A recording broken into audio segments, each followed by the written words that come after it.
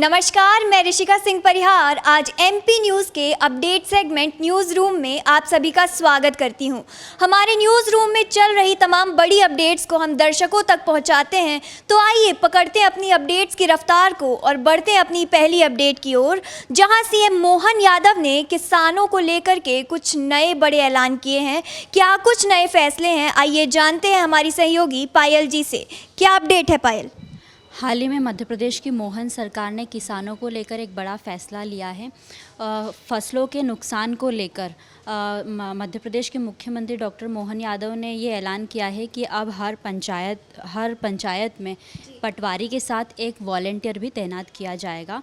ये वॉलेंटियर जो है फसलों का सही मुआयना करेगा और इससे ये होगा कि पटवारियों की मनमानी भी रुकेगी और जो वॉलेंटियर तैनात किया जाएगा वो किसानों की फसलों का फ़ोटो वीडियो बनाकर ब्लॉक स्तर पर संबंधित अधिकारी को देगा, जिससे क्या होगा कि फसलों का सही सर्वे सरकार तक पहुंच पाएगा और किसानों को है सही मुआवजा मिलेगा। सीएम मोहन यादव के इस फैसले से न केवल पटवारियों की मनमानी रुकेगी बल्कि वॉलेंटियर के तौर पर एक और युवक को रोजगार भी उपलब्ध होगा और किसानों को भी फ़ायदा होगा। जी, इसी के साथ अब किसानों को सही मुआवजा मिलेगा। इसी के साथ बढ़ते हैं अपनी अगली अपडेट की ओर, जहां महाराज और मुख्यमंत्री यानी ज्योतिरादित्य सिंधिया और सीएम मोहन यादव की मुलाकात के बाद अब सियासत गर्मा चुकी है। और क्या कुछ बड़ी अपडेट है इसको लेकर के, आइए जानते हैं हमारे सहयोगी शुभम जी से। क्या अपडेट है सर?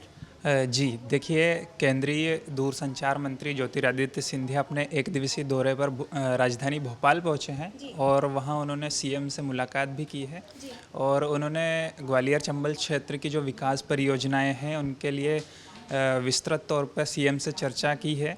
और जो ग्वालियर में लगातार पानी की जो समस्या है उसके चलते जो चंबल नदी से ग्वालियर में पानी की आपूर्ति की जानी है उस परियोजना के विषय में भी उन्होंने चर्चाएं की है। उसके अलावा गुना में जो जिला अस्पताल है उसकी जो बेड्स की जो संख्या है उसको बढ़ाने पर भी चर्चा हुई है। इसके अलावा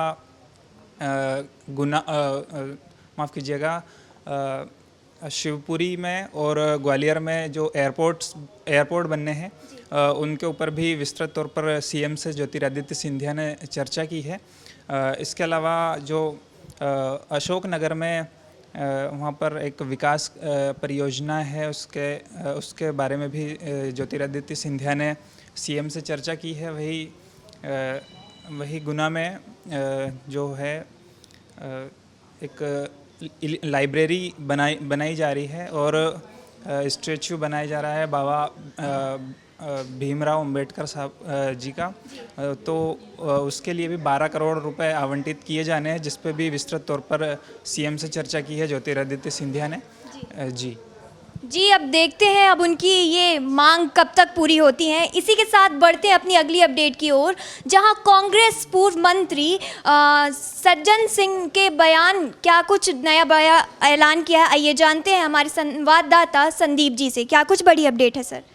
जी देखिए, निश्चित तौर पर जिस तरीके से पिछले दिनों से बांग्लादेश में उथल पुथल मच रही है और जिस तरीके से वहाँ पर तख्ता पलट हुआ, शेख हसीना को बांग्लादेश छोड़कर भारत में शरण लेना पड़ी, उसी बांग्लादेश का हवाला देकर मध्य प्रदेश कांग्रेस के सीनियर लीडर पूर्व मंत्री सज्जन सिंह वर्मा ने कहा है कि जो हालात बांग्लादेश में पैदा हुए हैं, यानी अगला नंबर भारत का है। जिस तरीके से बांग्लादेश पीएम आवास में जो है बांग्लादेश के लोग घुसे हैं, उसी तरीके से भारत के पीएम आवास में एक दिन जनता घुसेगी।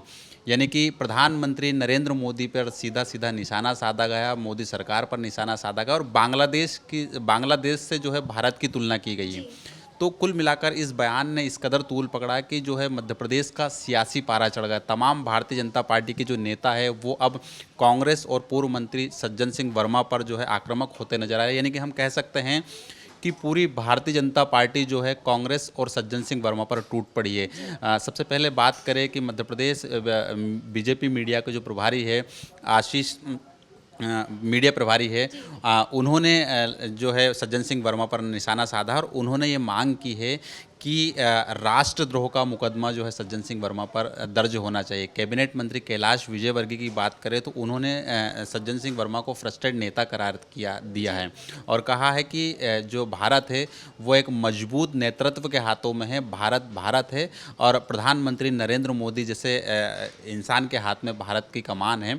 और जिस तरीके से दुनिया की जहाँ पर आर्थिक स्थिति कमज़ोर है, लेकिन भारत की जो आर्थिक स्थिति है वो दुनिया में तीसरे नंबर पर है और भारत की आर्थिक स्थिति बेहद मजबूत है। तो ऐसे में इस तरह के जो है हालात भारत में खड़े होने का कोई सवाल नहीं उठ सकता। मध्य प्रदेश के मुख्यमंत्री मोहन यादव ने भी इस पूरे मामले पर टिप्पणी की है। उन्होंने कहा है कि बांग्लादेश के हालात देखिए, श्रीलंका के हालात देखिए, वहाँ पर राष्ट्रवादी दलों का अभाव है और भारत में राष्ट्रवादी दल जो है वो मजबूत हैं और भारतीय जनता पार्टी एक राष्ट्रवादी पार्टी है और ऐसे हालात जो है पैदा नहीं हो सकते। तो कुल मिलाकर हम कह सकते हैं कि बांग्लादेश के हालातों को लेकर अब देश और प्रदेश की जो राजनीति है वो पूरे सियासी शवाब पर नज़र आ रही है।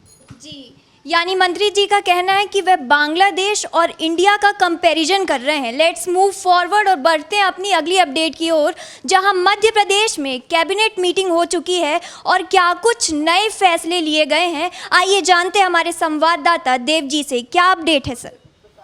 जी देखिए, आज भोपाल में सवेरे मंत्रालय में कैबिनेट की बैठक हुई। तमाम मंत्री उपस्थित रहे। मोहन सरकार के जो मंत्री हैं, कैबिनेट मंत्रियों ने कैबिनेट मीटिंग में शामिल हुए और उसके बाद कैबिनेट की बैठक में जो मोहन यादव के अध्यक्षता में हुई, कई बड़े निर्णय लिए गए हैं, जिसमें अगर मुख्य रूप से बात करें तो सबसे पहला निर्णय जो है वो 15 अगस्त जो कि सरकार मनाएगी वो बड़े ही धूमधाम से मनाएगी। हालांकि भाजपा कई सालों से 15 अगस्त बड़े ही धूमधाम से मनाती आ रही है। हर ज़िले में और हर जगह तिरंगा यात्राएं निकाली जाती है। उसी तर्ज पर इस बार भी जगह जगह तिरंगा यात्राएं निकाली जाएंगी और 15 अगस्त का त्यौहार जो है, आज़ादी का त्यौहार, बड़े ही धूमधाम से मनाने का निर्णय लिया गया है।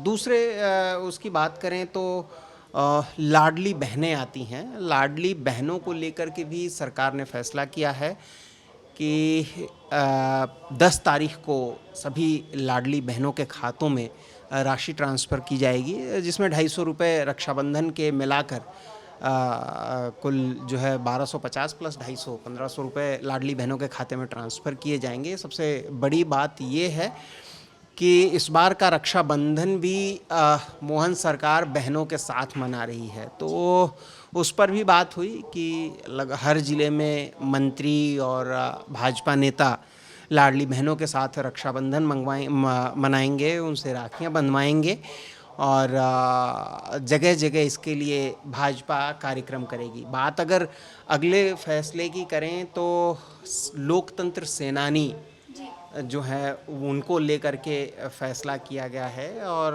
उनको भी अब मानदेय दिया जाएगा। मोहन सरकार उनको मानदेय देगी और उनके मृत्यु पर भी 10,000 रुपये दिए जाएंगे ताकि अंतिम संस्कार और बाकी की व्यवस्थाएं जो है वो की जा सकें।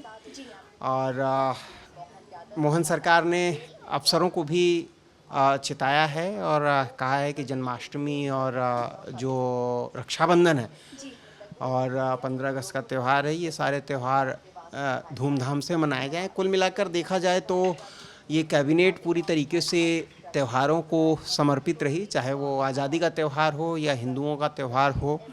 रक्षाबंधन, जन्माष्टमी और 15 अगस्त इन त्योहारों को बड़े ही धूमधाम से मनाया जाए। साथ ही साथ लाडली बहनों पर भी फोकस रहा सरकार और सरकार के मंत्रियों का, उनके साथ भी रक्षाबंधन मनाया जाए और उनके खाते में जो कि 1500 रुपये 10 तारीख को ट्रांसफ़र होने वाले हैं वो भी किया जाएगा। जी, यानी कैबिनेट मीटिंग में त्योहारों को लेकर बात की गई है। ये थी आज की तमाम बड़ी अपडेट्स। और भी बड़ी अपडेट्स के लिए जुड़े रहिए एमपी न्यूज़ के साथ। नमस्कार। एमपी की नब्ज, एमपी का हाल, मध्य प्रदेश की हर खबर एमपी न्यूज टीवी के साथ। लगातार खबरों के लिए सब्सक्राइब करें हमारा YouTube channel MP news TV. Latest updates के लिए बेल आइकन दबाना जरा भी न भूलें।